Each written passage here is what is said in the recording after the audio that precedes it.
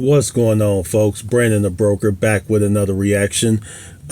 Sorry for the background noise. I am in a very loud cafe this morning, and it's a beautiful day. I want to sit out in the area where I'm not exactly indoors, but I'm not outdoors.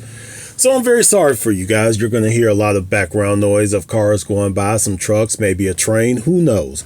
But anyway, we are here with Architecture TV's 5 things you need to know before starting architecture school. And I might do also another one as well, because this is going to be a short video, I might do 2 of them. So let's start with this one and see where we go. Let me turn up the noise. There we go. Surviving architecture school is not easy.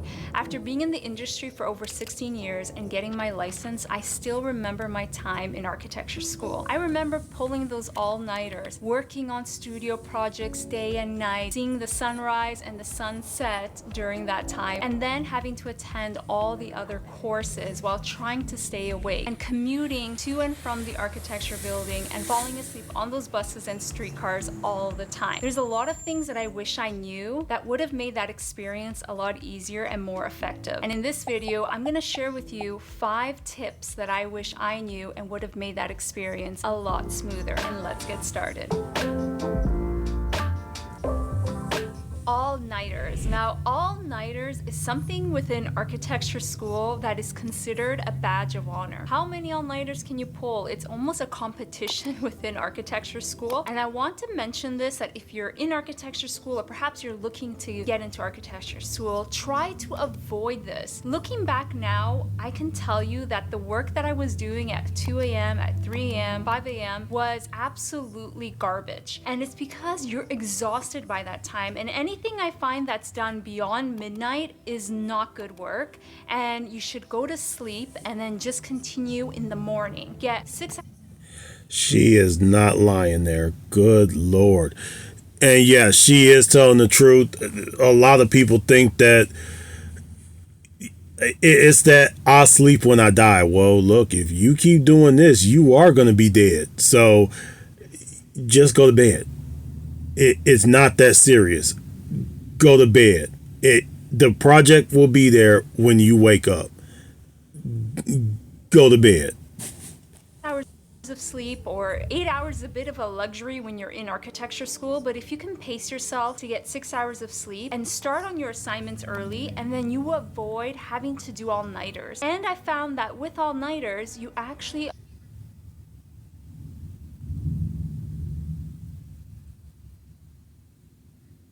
are prone to more accidents. And what do I mean by that? I remember once working on a physical model out of wood at 3 a.m. in the morning.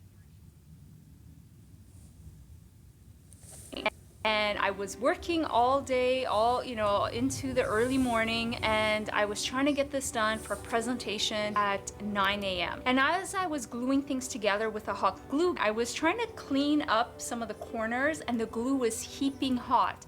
I went in with my fingers, and what did I do? I burned my fingers completely because I wasn't really thinking. I was just exhausted at that point, and so I thought it was a good idea to put my fingers in the hot glue. Well, what happened was I was injured afterwards. I had a 2nd-degree burn, and I could not physically finish that assignment. I couldn't finish the physical model. So I wouldn't recommend that. Had I gotten some sleep, a few hours, and continued to build that model, I would have made it, I would have finished the assignment, and I would have been able to make the presentation. So I do not recommend getting into this culture of pulling all-nighters. It is not healthy. And moving forward, you should look into pacing yourself and organizing your workflow so that you can meet the assignments and get your sleep. There are going to be times you're going to have to pull all-nighters, but it should not be every single night. And there are a lot of, as I like to call it, study tube, where you will see them pulling all-nighters for architecture, med school, art school, law school. Don't fall down that rabbit hole. There's plenty of students where, yes, if it's a finals project, midterm project, yeah, you're going to be up. But if it's just any, go to bed. Get a few hours sleep. At least get 4 to 5 hours of sleep. possible. Time management. Now, to avoid those all-nighters, you need to have better time management. Now, I remember when I was in architecture school, I hated this word, time management. It annoyed the hell out of me because I just remember thinking and looking at the amount of work that I had to do, and I only had 24 hours. And I needed to sleep, I needed to eat, I needed to commute, I needed to attend all the classes, and I was in class from 9 to 6 p.m. and then I had to do all the studio work. So how was I supposed to keep up with this all? And I thought that the answer to that was, hey, all-nighters. And so that's the culture of architecture school, but there is a way. There's a way to be more effective and productive by being careful with your time and managing that time wisely, looking at your assignments and looking at your calendar and really planning things out so that you're able to get that sleep and also complete your assignments and She's spitting facts, so I'm just gonna let her roll with it. be effective in the process, because again, pulling those all-nighters, it doesn't help you to manage your time better. And so it's important to have that understanding of your time management and be careful with your time and try to allocate your hours according to the credits. So for example, what do I mean? Studio is typically worth double the credit, and in that case I would make sure that 80% or 70% of your time is spent on studio, and then I would distribute the remaining of your time to the other courses because they are worth a lot less in comparison to studio. Really prioritizing what's important and then starting to allocate your time wisely is really important, and time management is your friend. Focus on the process and storytelling. This is one thing I wish I knew. Not focusing so much on the outcome of the project, that final product, but rather thinking about that story and storytelling and looking at the process of getting there. So how you start to develop that concept, looking at the history of the site and taking those elements to the concept and starting to build that process, which begins to shape the building and take place. And so that also starts to build your story so that when you start to present your project, you can really tell this story and show your process. And I find that everyone starts to really connect with the building and with that project if you have a strong story, if you have a strong process. And I wish I knew that one ingredient, because my studio projects would have been so much better if I just knew that when I was starting architecture school. Unless you have that one professor that doesn't give a damn about storytelling or the process, they just want the end result, then this goes to all hell. But for the most part, yes. Now, I learned this the hard way, but do not have a full-time job. And this is something that... Well, ma'am, I'm the only one paying for this, so who's going to pay for this? I mean, I'm not fortunate enough to get a scholarship here. So who else is going to pay for that? No, I'm joking. This really depends on how old you are. And if you could, then yes, don't. But if you're like the rest of us, like me, I'm a working adult. I really don't have a choice but to have a full-time job, and that's in real estate. But I can also give quite a bit of my time to school as well. So it's not a one or the other. I could kind of do both at the same time. But if you cannot, then please devote yourself to school. If you don't have experience, you don't know right away, the program is very intense and it really requires your full focus and your full attention. And even giving your full attention, it's difficult to keep up. It's important not to have a full-time job or even a part-time job. Now, if you do have to get a job in order to pay for your tuition and in order to pay your living expenses, then I would recommend getting a job that's within the campus and ideally within the architecture building. Eat healthy. Now, this sounds quite simple, but it's not that easy when you're in the zone in your work and... Oh my gosh, she is telling the preach, please preach. Yes, when you are in studio, when you're running around from class to class, sometimes you don't make it to the chow hall. I'm going to call it chow hall instead of dining because I was military. You're not always going to make it to the chow hall. You're not always going to make it. So sometimes you end up living out of vending machines. You end up living off of the coffee pot. You end up living off of energy drinks.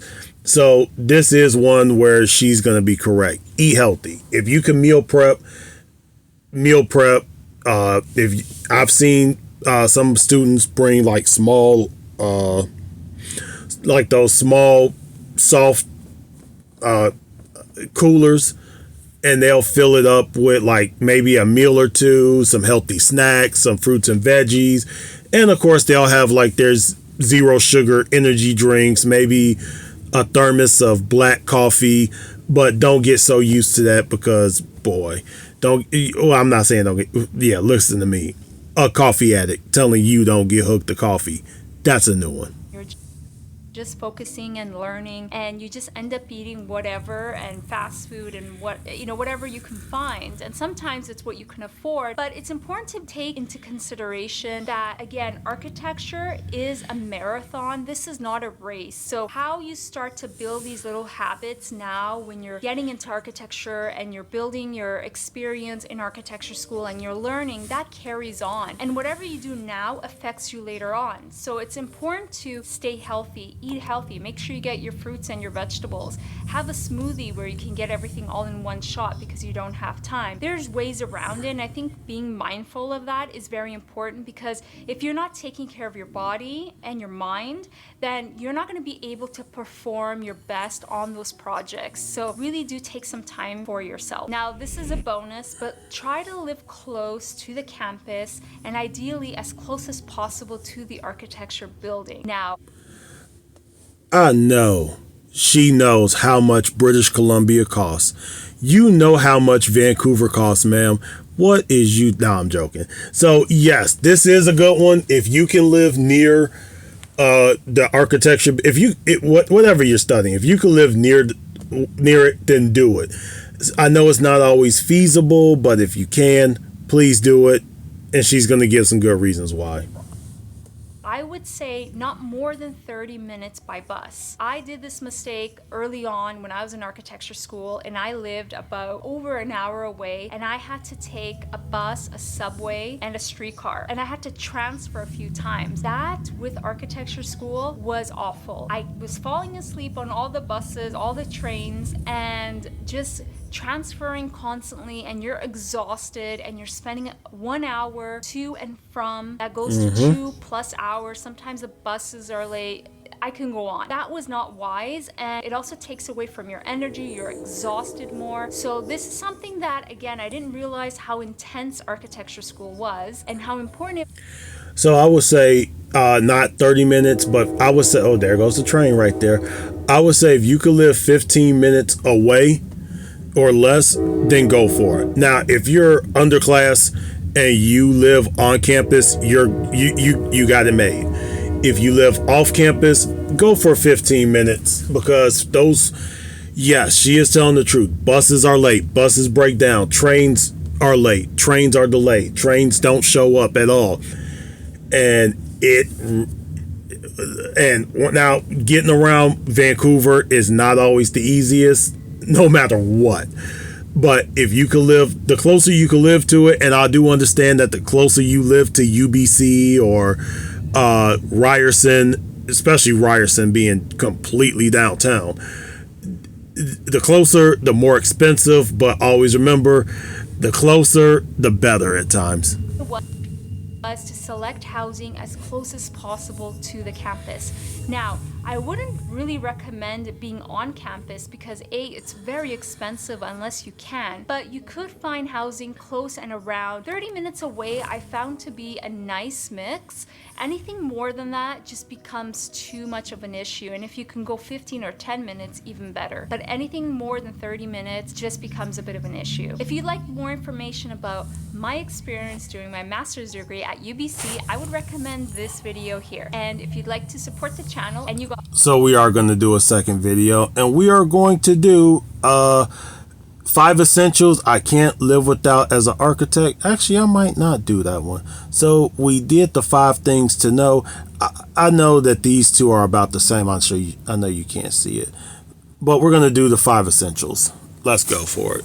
We might... Hey everyone, okay. Welcome back to the channel. My name is Ashley and I'm an architect in Ontario, and in this video we're going to be talking about the 5 things I can't live without as an architect. Now, I thought this would be a fun video just to share the essential items that I use on a daily basis. So basically, if I were to imagine if I was on an island and I had to pick 5 items that I would need to kind of get through and still create content and continue to work as an architect, these would be those 5 items. So if you're curious and you're interested to see what are those items, then stay tuned. And of course, if you're getting value out of the content on the channel, make sure to subscribe. And also, if you enjoy the video and you're getting value out of it, make sure to like the video as well. It helps out the channel. And so if you're interested, let's get started. Yes, please do like and subscribe to her channel.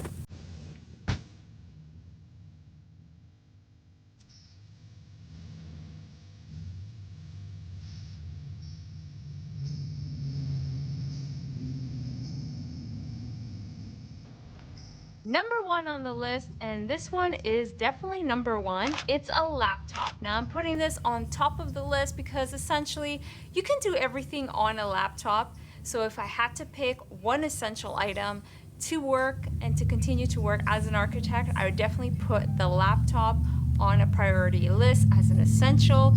And I have here the MacBook Pro 13-inch, and I've been enjoying it quite a bit. So I would definitely put the laptop as number 1. Number 2 on... So I'm going to say this about the laptop. That is completely correct. And when I look for I'm looking for a laptop now, and the one thing everyone tells me is go for a gaming laptop.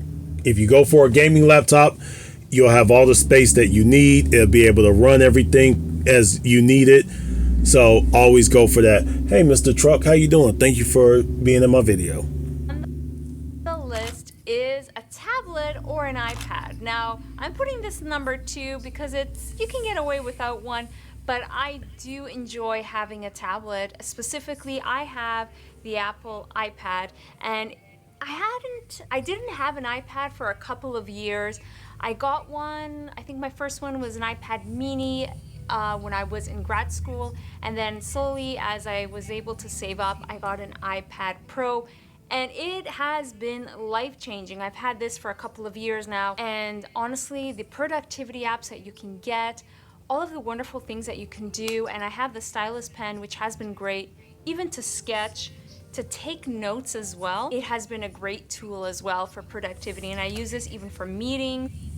So I would say that having one or the other is cool, but I would also say possibly I would say have both, because one is good for one.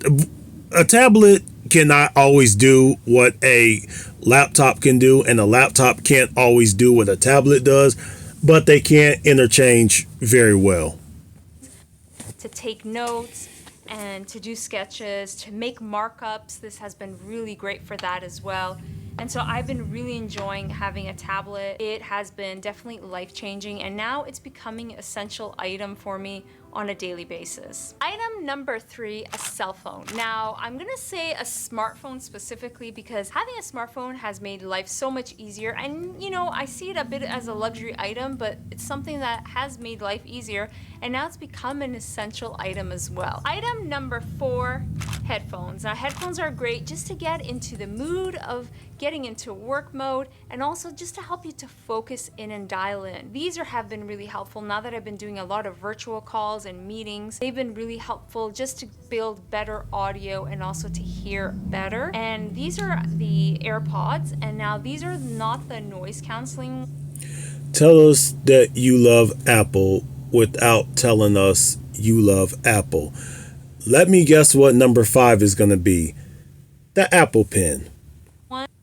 Which, to be honest, I prefer that because I can actually hear myself when I'm having meetings and so on. So these have been great for that as well. And they definitely have better audio. And I find that people on the other side can also hear you very well with the microphone, the built-in microphone in the headset. So that has been really great as well. So this has essentially become an essential item that I use all day long. Item number 5, a notebook and a pencil. Now I'm putting them together. They could be considered two items almost, but I'm putting them together. And this is the last item because with a tablet, you can actually get away with a stylus pen and with a tablet to take notes and so on. And what I love about that is that it still has a bit of the old school mixed in with the digital technology, but nothing really does beat having a notebook. Even though I use a tablet, I still enjoy taking notes in a notebook. And you know, it's just a different experience. You can feel the texture of the paper. And it's just a whole different experience when you're writing and sketching, which you can't get 100% on a tablet with a stylus pen. So I definitely still like to use a notebook and a mechanical pencil or a pencil when I take notes or do sketches. And when I do take notes, it depends on the type of notes and where I want to organize them and so on. But I do take some notes in the notebook, and then I do take other notes when I want to convert. Pro tip, if you can get a Moleskine, get a Moleskine. Those are always, I've always found those to be best, and I don't throw those away. But but just a cheap one. If you're not doing anything else really, then a regular. But if you're an architect or engineer or an interior designer, Moleskine. Into typeface and to do minutes, I'll do them in the tablet. If you want more information in your inbox from me, make sure to subscribe for the monthly newsletter, and you can do this on my website www.ashleyozebio.com. If you want more information about the programs I use on a daily basis as an architect, then I would recommend this video here. And of course, do not forget to subscribe. It helps out the channel. It lets me know that you enjoy this content, and you can do that here. So make sure to subscribe, and thank you for watching, and I'll see you on the next video. Until then, bye. Well, bye to you too. Go follow Architecture TV. She does put out good videos. You might want to go find her on Twitch. She's been on Twitch more lately than she has on here. But go find her, like, subscribe, and also hit the like button and subscribe to my video as well.